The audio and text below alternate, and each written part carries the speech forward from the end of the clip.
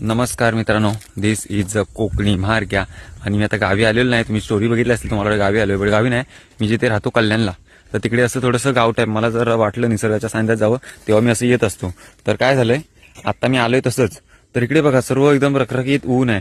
But इकडे त्याने म्हणजे इकडे विहिरी खूप आहे, जागोजागी विहिरी आहेत. तर त्याच प्रकारे त्याने शेती केलेली आहे. आणि तिकडे झोनला आय थिंक असं काहीतरी आहे. आणि ही बघा बिटकी बिटकी म्हणजे आंबाच आहे. बट बिटकी म्हणजे काय की त्याची साईज आंब्याची छोटी असते, त्याला बिटकी असं म्हणतात.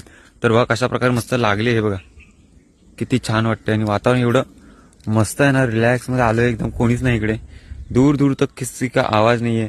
फक्त आवाज आहे ते फक्त निसर्गाचा आवाज आहे. निसर्गाचा आवाज म्हणजे हवेचा आवाज, पक्ष्यांचा मधुर मधुर आवाज. आणि काय बोलू तुम्हाला, स्टोरी बघितली असेल तर तुम्हाला कळेल किती शांत वातावरण आणि हवा वगैरे सुटले. वाव. आणि बोलतात कावळ्याचा काव काव कर्कश आवाज, बट नाही. जर तुम्ही निसर्गाच्या प्रेमात असाल ना, तर तो तुम्हाला कावळ्याचा आवाज तुम्हाला कर्कश नाही वाटणार, तो सुद्धा प्रेमळ प्रेमळ वाटेल. आणि ऍक्च्युली तो सिरियसली तो आवाज खूप आवडतो. मला सुद्धा आवडतो. म्हणजे काही जणांना आवडत असेल म्हणून बोललो. मला तर निसर्गाचं जे सर्व काय आहे ते सर्वच आवडतं. तर अशा प्रकारे आहे ते. वाटते ना की ते झोपावंच वाटते ह्याच्यात. कारण काय ना, हे बघा ना, हिरवगार आहे. आणि त्यात म्हणजे खालून माती पण ओळी बघा किती असते की. काळी माती आहे इकडे आमच्याकडे. असं कोकणात आपल्याकडे लाल माती आहे, बट इकडे लाल नाही, इकडे काळी माती आहे. काश आंबा पिकायला लागलेला पाहिजे होता. पडले बिडले इकडे बघायला लागले. बट ते आपल्या कोकणी ह्याच्यावरून वाटतंय की ते अजून तयार झालेलं नाहीये.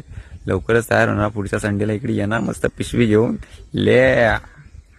तर आजचा विषय इथेच थांबूया. बाय.